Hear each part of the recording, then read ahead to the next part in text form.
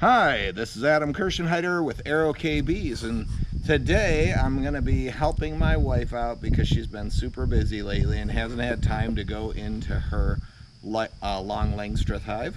My son John is helping out. He's on the camera, so hopefully we'll get a few better shots from John. All right, so let's get to it.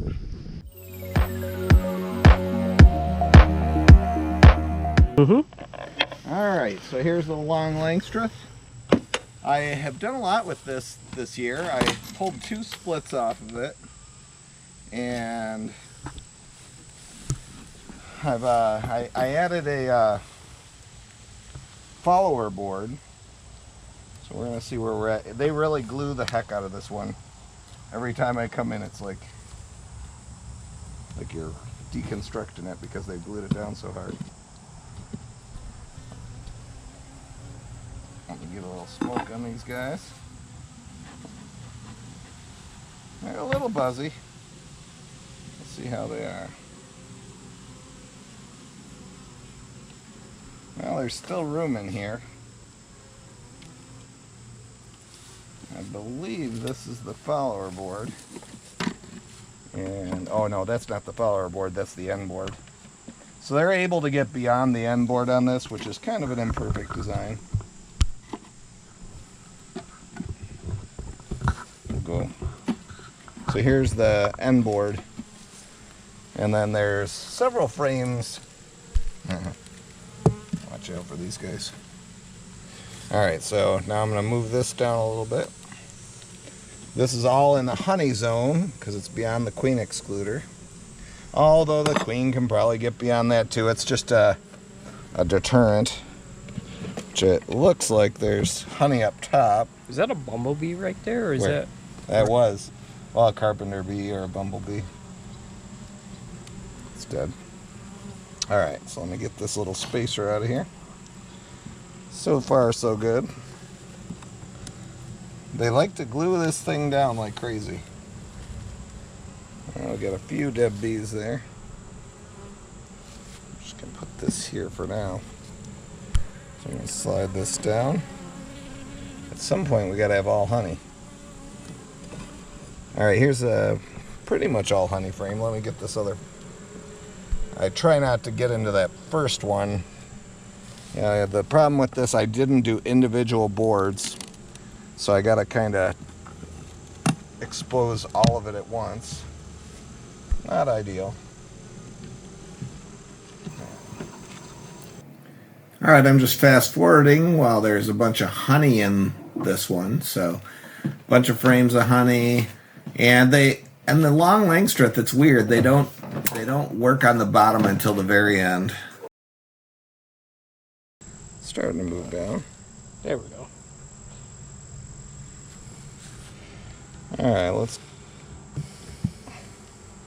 I'm going to leave that follower board there for now, hoping that they take over. I'm going to actually just skip ahead, go to the other side of the follower board. That's all honey. Hold on, let me move a couple down. This one would have been a good brood one because you can see I added it later. Oh, crushing honey there. Which, once you start ruining a bunch of honey, that gets them a little ticked off. There's not a huge amount of bees in here. I mean, it's got a good amount, but not huge. So that's a good brood frame.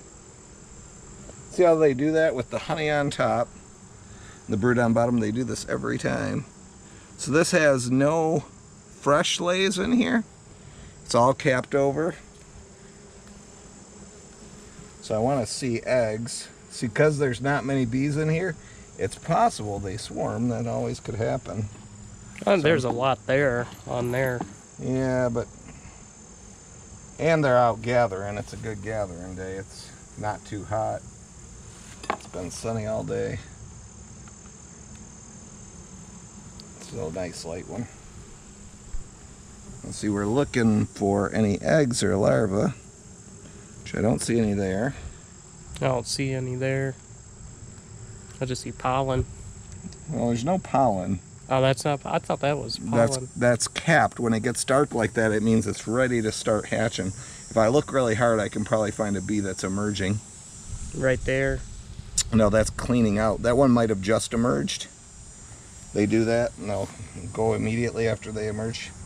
So I'm gonna move a little farther down and see if we can't find any fresh area. There's a big brood nest, so it's possible she's all up front, because this is all older stuff. I'm gonna put back some of it. I just chipped the wood with my hive tool a little bit. It's a little newer, but again, no eggs, no larvae on that side. You gotta be careful when you're doing this that you don't... See, that was a new frame. They didn't even completely draw it out. Oh, this next one looks better. I guess I'm gonna have to go all three. Oh, see, when you pinch a bee, that's when you get stung. So try not to pinch a bee. Yeah. Do you want me to? I'll just leave those there for now. Uh-huh.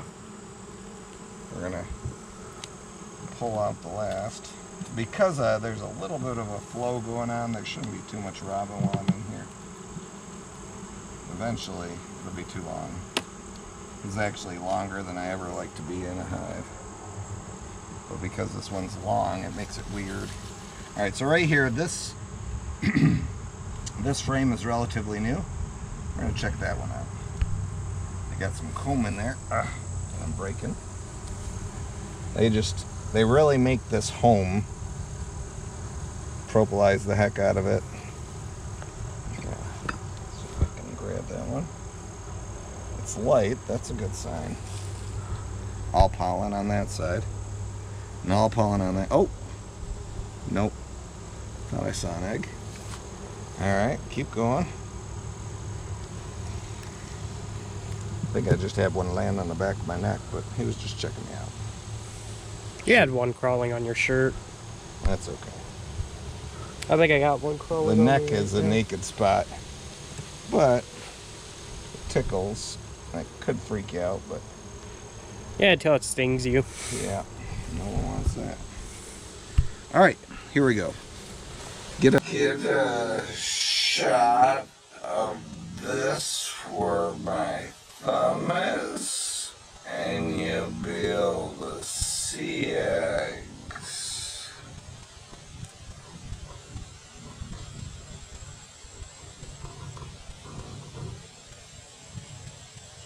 Get the angle.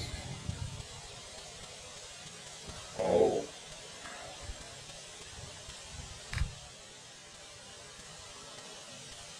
Change the angle so we can see down in the cells.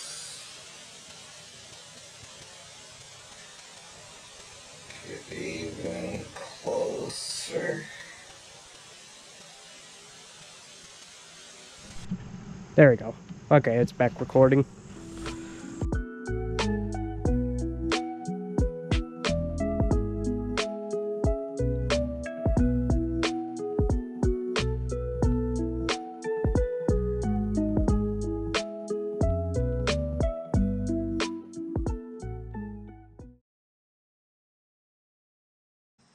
All right, walking with John through the yard. There's some bees here doing orientation flights on this little resource hive. So John was wondering why they were flying like that, and I explained that they were orienting to their location. It's probably their very first flight, first time out of the hive.